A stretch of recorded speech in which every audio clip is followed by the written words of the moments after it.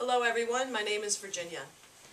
Imagine a world where you go to apply for a job or health insurance and you're required to submit to genetic testing and the results are used to determine if you're employable or insurable or not.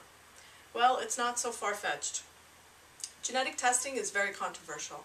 The technology and its application has major implications for healthcare and society, both now and in the future. Today I will discuss 3 areas of genetic testing that are especially controversial. First, I will talk about individuals' right to privacy and confidentiality. Secondly, I will discuss patient autonomy and self-determination. And third, I will talk about informed consent. So, in regards to privacy and confidentiality of individual genetic information, it's important to understand that it is imperative in preventing genetic discrimination, particularly in relation to the insurance industry and employers. Many people are concerned that genetic information may be used by insurers to deny, limit, or even cancel health insurance, and there are also fears that some employers might only employ or retain individuals who are not predisposed to future disease onset, since healthy people are more productive. This photo was taken of then President Bush in 2008 at the signing of the first federal law governing the use of genetic information. It's called the Genetic Non-Discrimination Act of 2008, also known as GINA.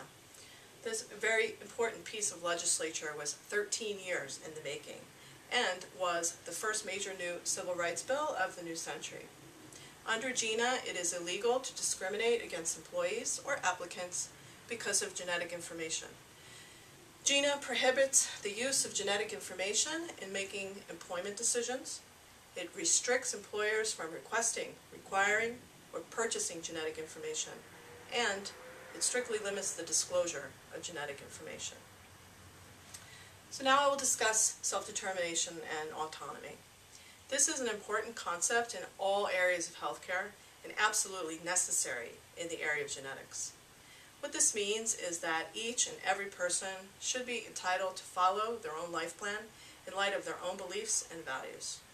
Individuals must be allowed to select or refuse genetic testing in a non-coercive, unbiased manner, and to exercise the right to know or to refuse to know genetic information.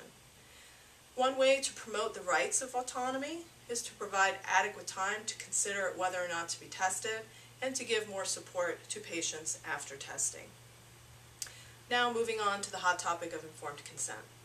Informed consent includes protecting the right of the client to make decisions in regard to genetic testing and research based on a clear understanding of the risks and benefits. At the state level, genetic privacy laws typically restrict insurers or employers from carrying out a particular action without consent.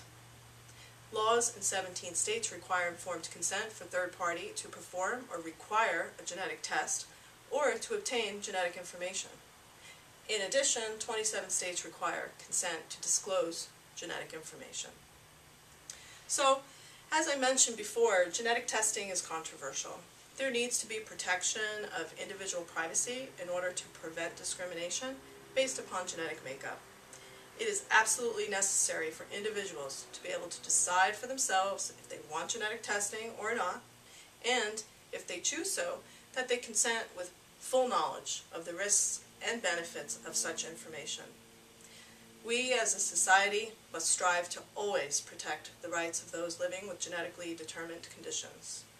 The fear of potential discrimination threatens society's ability to use new genetic technologies to improve human health, as well as the ability to conduct the various research that we need in order to understand, treat, and prevent genetic disease.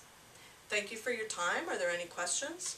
Yes, hi. My name is Mark, and I wanted to know, have there been any cases of people losing their jobs because of genetic information? Actually, Mark, the first such claim has been made by a Connecticut woman that says she was fired despite years of glowing employment reports by her employer after she told them that she had tested positive for the breast cancer gene and that she would undergo a double mastectomy as a preventative measure. A lawsuit's been filed against her employer citing a violation of GINA, and the case is still pending and will set a very important precedent. Any other questions? Yes, hi, my name is Samantha.